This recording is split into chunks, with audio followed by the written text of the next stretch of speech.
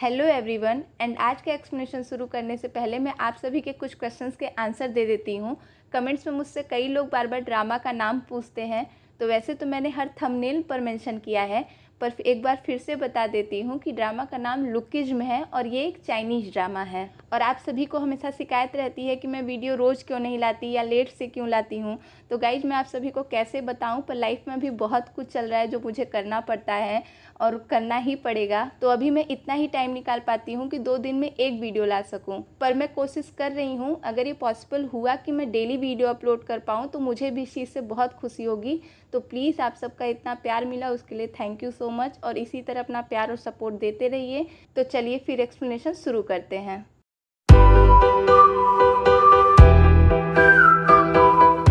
Episode 18 में हम देखते हैं कि विंशुआ हल का मुकाबला नहीं कर पाता और बेहोश हो जाता है, पर हैंडसम विंशुआ के बेहोश होते ही रूम पर सो रहा रियल विंशुआ उठ जाता है।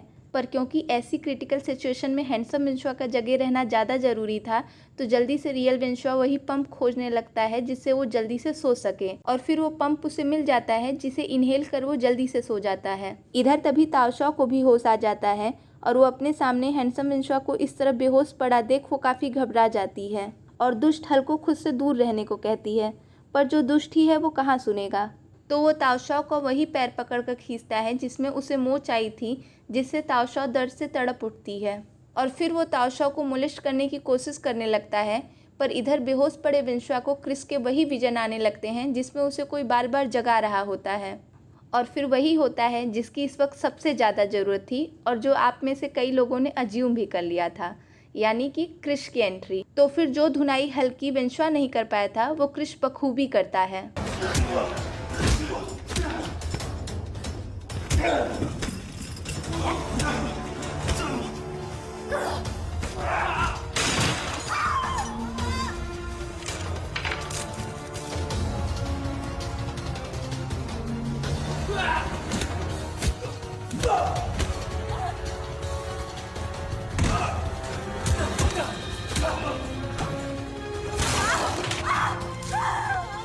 वो तो हल को मार ही डालता, पर ताओशा के बार बार रोकने पर वो रुक जाता है और उसके सिर में फिर से तेज दर्द होता है और एक बार फिर सोल स्विच होती है और विंशुआ आ जाता है। और इस तरह से अपने सामने हल को अधमरे हालत में देखकर विंशुआ भी शॉक्ड रह जाता है, क्योंकि ऑब्वियस सी बात है उसे तो कुछ याद नहीं। पर ताओशा काफी इमोशनल हो जाती है और विंशुआ को हक कर लेती है। और तभी वहाँ लीचेंग और वॉस्को भी आ जाते हैं, जो कि हल को इस हालत में देख के खुद भी काफ़ी सरप्राइज होते हैं।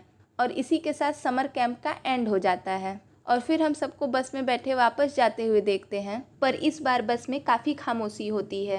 पर इन सब में एक अच्छी चीज़ ये होती है कि लीचेंग फाइनली मिंगशी को अपना वो गिफ्ट दे देता है जो वो उसके लिए लाया था। हालांकि वो गिफ्ट देते टाइम इतना नर्वस था कि ऐसे बिहेव करता है जैसे वो अपने लिए कोई यूजलेस चीज़ मिंगशी को टिका रहा हो। पर मिंगशी भी उसकी नर्वसनेस समझ रही होती है, तो वो बिना कुछ कहे बस स्माइल करती है, जिससे हमें यहाँ ये समझ आता है कि अब लीचेंग और मिंगशी के बीच के सारे इशूज सॉल्व हो गए। नेक्स्ट सीन में हम हैंडसम विंशुआ को सीढ़ी पर बैठ ताओशा का इंतजार करते हुए देखते हैं। पर जैसे ही ताओशा बाहर आने वाली होती है, हैंडसम विंशुआ ऐसे प्रिटेंड करता है जैसे कि वो अभी अभी ऊपर से चला आ रहा हो।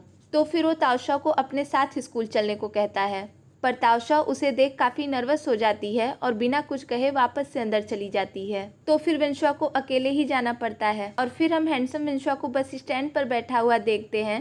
पर तभी वहाँ ताओशा भी आ जाती है और एक बार फिर से वो हैंडसम विंशुआ को अवॉइड करती है, पर अवॉइड करने के चक्कर में वो जल्दी से गलत बस में चढ़ जाती है। विंशुआ उसे रोकने की कोशिश करता है, पर तब तक बस चली जाती है और बेचारा विंशुआ देखता ही रह जाता है। नेक्स्ट सीन में हम हैंडसम विंशुआ को छिगवांग के साथ वर्कशॉप में देखते हैं, जहां विंशुआ छिगवांग को ताओशा को उसे अवॉइड करने के बारे में बताता है और कहता है कि वो शायद मुझसे डिसअपॉइंटेड है, क्योंकि जब वो खतरे में थी तो मैं उसे प्रोटेक्ट नहीं कर सका और वो इसीलिए आज वर्कशॉप भी नहीं आई। पर छिगवांग को ये सब सुनना कुछ खास अच्छा नहीं लग रहा था, तो हैंडसम विंशुआ को इसके बारे में डायरेक्टली ताओशा से बात करने का कह वहाँ से चला जाता है। नेक्स्ट सीन में हम रियल विंशुआ को स्टोर में देखते हैं, जो कि इसी कंफ्यूजन में था कि वो ताओशा से इस बारे में डायरेक्ट बात करे या नहीं। पर तभी वह खुद ताओशा आ जाती है, जो कि खुद भी काफ़ी कंफ्यूज दिख रही थी। तो वो रियल विंशुआ से उससे कुछ देर बात करने को कहती है। तो ताओशा को इतना कंफ्यूज देख रियल विंशुआ उससे पूछता है कि क्या तुम हैंडसम विंशुआ की वजह से इतना डिस्टर्ब हो।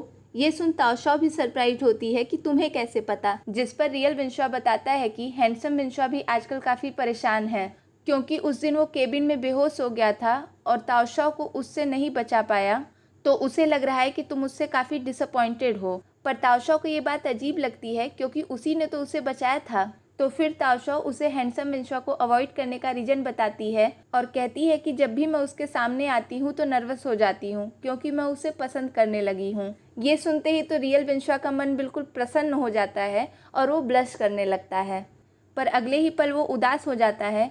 और क्यों, ये शायद मुझे आप लोग को बताने की ज़रूरत नहीं है। नेक्स्ट डे हम सबको क्लास लेते हुए देखते हैं जहाँ विंशुआ और ताओशाओ अभी उसी बात को लेकर नर्वस थे और ताओशाओ उसी बात को याद कर रही थी जो लास्ट नाइट उसे रियल विंशुआ ने बताई थी, जिसका हम फ्लैशबैक देखते हैं जहाँ ताओशाओ रियल विंशुआ से हैंडसम विंशुआ की उसके लिए फीलिंग्स के बारे में पूछती है, जिस पर रियल विंशुआ उससे कहता है कि हैंडसम विंशुआ बहुत ही शाय पर्सन है जिसकी वजह से वो अपनी फीलिंग्स एक्सप्रेस नहीं कर पाता, पर उसे लगता है कि वो भी ताओशाओ को पसंद करता है। और यही सब सोचकर क्लास में बैठी ताओशाओ ब्लश करती है। नेक्स्ट सीन में हम मिंगशी और ताओशाओ को कैंटीन में खाना खाते हुए देखते हैं जहां ताओशाओ का ध्यान अभी भी हैंडसम विंशुआ पर ही होता है। पर तभी मिंगशी ताओशाओ के खाने में बाल पड़ा देख लेती है, पर ताओशाओ इस बात का ज़्यादा लोड नहीं लेती और उसे बस यूं ही निकाल कर फेंक देती है और खाना खाने लगती है, जिस पर मिंगशी उसे अपने फूड हाइजीन पर ध्यान देने को कहती है। और तभी विंशुआ और छिग्वांग भी उन्हें ज्वाइन करते हैं, पर विंशुआ के आते ही ताओशाओ फिर नर्वस हो जाती है और खाना खाना बंद कर देती है। तो छिग्वांग उससे खाना न खाने की वजह पूछता है, जिस पर ताओशाओ मुंह बनाते हुए कहती है कि इस खाने में बाल पड़ा था और ये बहुत ही डिस्गस्टिंग है। और छिग्वांग को भी खाना ध्यान से देखकर खाने का कह वहाँ से चली जाती है। पर ये सब देख मिंगशी तो हैरान ही रह जाती है कि अचानक से इसे क्या हो गया, अभी तक तो इसे बाल से नहीं प्रॉब्लम थी। पर ताओशाओ मुंह बनाकर वहाँ से चली तो आई थी, पर अब भूख के मारे उसकी जान जा रही थी। पर तभी वहाँ मिंगशी उसके लिए जूस और ब्रेड लेकर आती है और ये देख तो ताओशाओ को जैसे नई जिंदगी मिल गई थी, तो बस उसे खाने में बिजी हो जाती है। और मिंगशी भी बिना बात को इधर उधर घुमाए डायरेक्ट ताओशाओ से पूछती है कि उन दोनों में से तुम्हें कौन पसंद है, विंशुआ या छिग्वांग। ये सुन ताओशाओ को लगता है कि क्या उसकी हरकतें इतनी ऑब्वियस है कि बिना बताए ही मिंगशी समझ गई, पर यही तो खासियत होती है बेस्ट फ्रेंड की। और जब उसे ये पता चलता है कि विंशुआ है जिसे ताओशाओ पसंद करती है, तो वो भी उसके लिए खुश होती है। पर ताओशाओ तो इसी बात से टेंशन में होती है कि विंशुआ भी उसे पसंद करता होगा या नहीं, जिस पर मिंगशी उसे यकीन दिलाती है कि वो उसे ज़रूर पसंद करता होगा क्योंकि वो हर वक्त उसकी केयर करता है। पर ताओशाओ तो ये अच्छे से जानती है कि विंशुआ है ही इतना अच्छा कि कोई भी उसकी जगह होता तो वो उसकी भी हेल्प करता। तो वो इस बात को लेकर कंफ्यूज थी कि वो विंशुआ से अपनी फीलिंग कन्फेस करे या नहीं, क्योंकि अगर उसने कन्फेस किया और विंशुआ ने नहीं कर दिया तो उनकी दोस्ती ख़राब हो जाएगी, और अगर उसने नहीं किया और कोई दूसरी लड़की आकर पहले कर देती है तो ताओशाओ को ज़िंदगी भर इस बात का पछतावा ही रह जाएगा। पर मिंगशी तो ताओशाओ के लिए ऐसे खुश थी जैसे उसकी अपनी बेटी की शादी फिक्स हो गई हो। तो ताओशाओ को विंशुआ के साथ कहीं अकेले घूमने जाने का आइडिया देती है, जिससे वो समझ पाए कि विंशुआ उसे पसंद करता है या नहीं। और वहीं दूसरी तरफ विंशुआ भी छिग्वांग से यही बातें कर रहा था, पर उसकी प्रॉब्लम ये थी कि अगर किसी दिन ताओशाओ को उसकी सच्चाई पता चलेगी तो वो चीटेड फील करेगी, तो वो फिर छिग्वांग को उसकी जगह रहकर सोचने को कहता है। पर छिग्वांग उससे कहता है कि अगर मैं तुम्हारी जगह होता तो मैं ताओशाओ को कभी पसंद ही न करता। और आगे कहता है कि अपीयरेंस से क्या फ़र्क पड़ता है, अगर हम किसी को पसंद करते हैं तो वो कैसा भी दिखे हम उसे हर हाल में पसंद करेंगे। पर विंशुआ तो अपने रियल लुक को लेकर काफ़ी इनसिक्योर था और विंशुआ को ताओशाओ के बारे में सोच कर ही स्माइल करते देख वो काफ़ी जेलस फील करता है। नेक्स्ट सीन में हम ताओशाओ को पैसे काउंट करते हुए देखते हैं, पर तभी वहाँ ताओशी आती है जो कि उससे बार बार पैसे काउंट करने की वजह पूछती है, जिस पर ताओशाओ उसे कहती है कि उसे ऐसा करना अच्छा लगता है।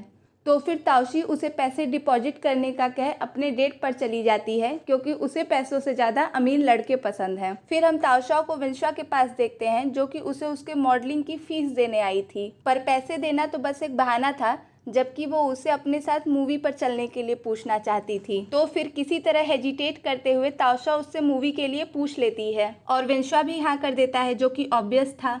तो फिर ताओशाओ वापस आकर खुशी से नाचने लगती है और इधर हैंडसम विंशुआ भी मन ही मन ब्लश करता है और वहीं सो रहे रियल विंशुआ को भी ताओशाओ के साथ मूवी जाने के बारे में बताता है। फिर नेक्स्ट सीन में ताओशाओ मिंगशी के साथ हेयर कट लेने आती है, जहां हैना पहले से ही अपने हेयर स्टाइलिंग करवा रही थी।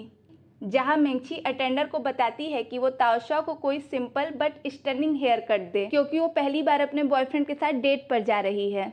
और हैना भी ये सुन लेती है, पर ताओशाओ तो अटेंडर को बस इतना कहती है कि जो भी करना पर ज़्यादा महंगा मत करना, जिस पर मेंगची उसे कम से कम आज तो पैसों के बारे में ना सोचने के लिए कहती है।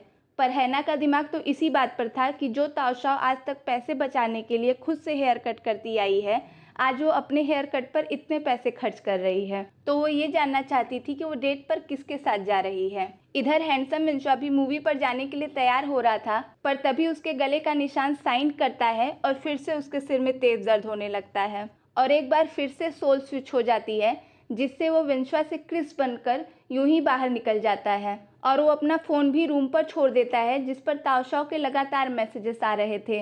इधर थिएटर के बाहर ताओशाओ कोल्ड ड्रिंक और पॉपकॉर्न लेकर उसका वेट कर रही होती है, पर बहुत देर हो जाने के बाद भी विंशुआ वहाँ नहीं आता तो ताओशाओ उसे कॉल करती है, पर उसका भी कोई रिप्लाई नहीं मिलता।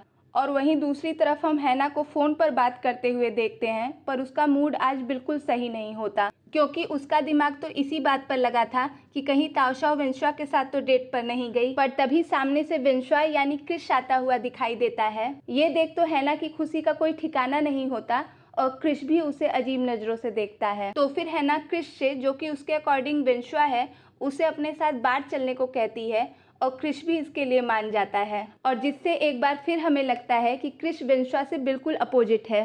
फिर हम छिग्वांग को अपनी तन्हाइयों में डूबा हुआ देखते हैं, पर तभी उसे ताओशाओ का मैसेज आता है, जो कि उससे विंशुआ के बारे में पूछती है।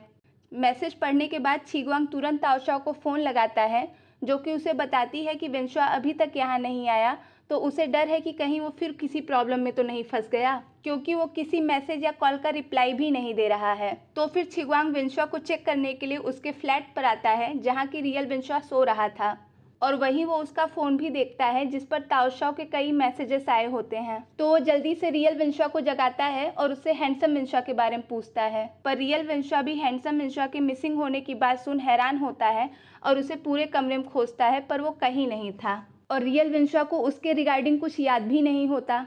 तो हैंडसम विंशुआ के यूं ही कहीं बेहोश होने की बात सोचकर वो लोग जल्दी से बाहर उसे खोजने चले जाते हैं। और इधर क्रिश हैना और बाकी लड़कियों के साथ डिस्को में मज़े से डांस कर रहा था, और हैना की खुशी का अंदाज़ा तो आप लगा ही सकते हैं। तो वो विंशुआ यानी क्रिश के साथ डांस करते हुए वीडियो भी रिकॉर्ड करती है, पर तभी क्रिश के सिर में एक बार फिर से तेज़ दर्द होता है, जिससे वो भीड़ से निकलकर बाहर आ जाता है और खुद को संभालने की कोशिश करने लगता है। और दूसरी तरफ छिग्वांग और विंशुआ उसे हर जगह खोज रहे थे, पर तभी रियल विंशुआ को चक्कर आने लगते हैं और वो बेहोश हो जाता है। और इसी के साथ ये एपिसोड यहीं ख़त्म हो जाता है। आगे की कहानी नेक्स्ट एपिसोड में, तो stay tuned and thanks for watching.